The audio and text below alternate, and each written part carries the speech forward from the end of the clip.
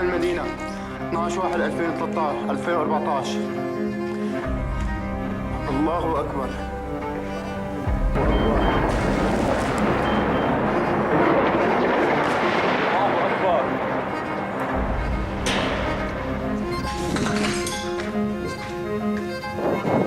اليوم في مدينة داريا نقوم بالاحتفاظ بالمكاتب القديمة.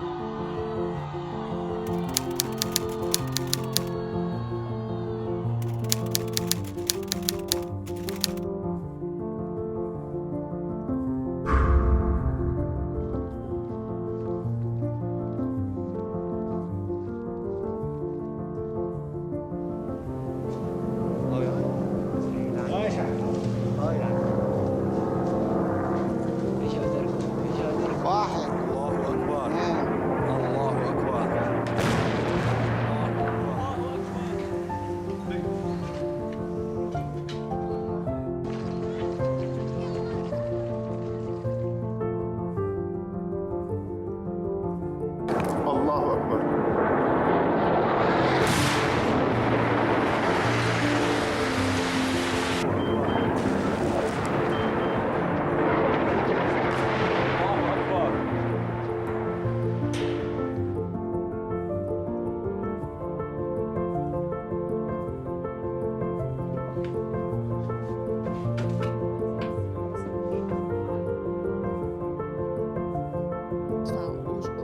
On célèbre les 8 ans de la révolution syrienne.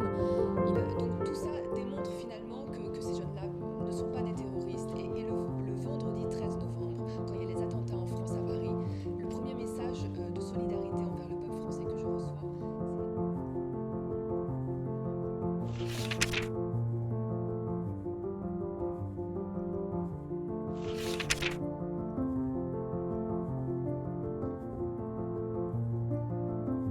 in the story of these young guys of Daraya, despite the violence they were facing, they never, ever wanted to take up weapons against the regime. They decided to struggle through culture.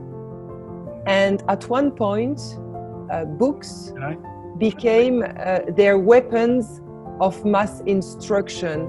I would say that I drew two lessons from this experience of Daraya. The first lesson is never give up. Those guys, as you can see in the documentary, they couldn't get out of their city for more than 4 years. They were totally blocked. They couldn't have any access to any sort of communication. But because of little small cameras, they had managed to get at the very beginning of the revolution. They self-taught themselves how to film, how to write, how to tell their own story, and how to send it to the world. I managed to get access to them and to be able, from distance, from thousands and thousands kilometers away.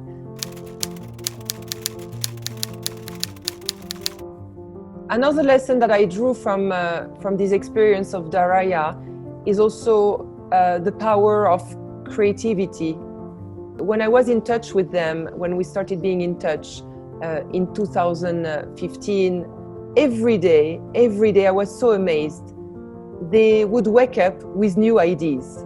Humor, jokes were an arm against the violence. And so all that time they kept on joking, trying to survive through creativity, through culture, and also through books.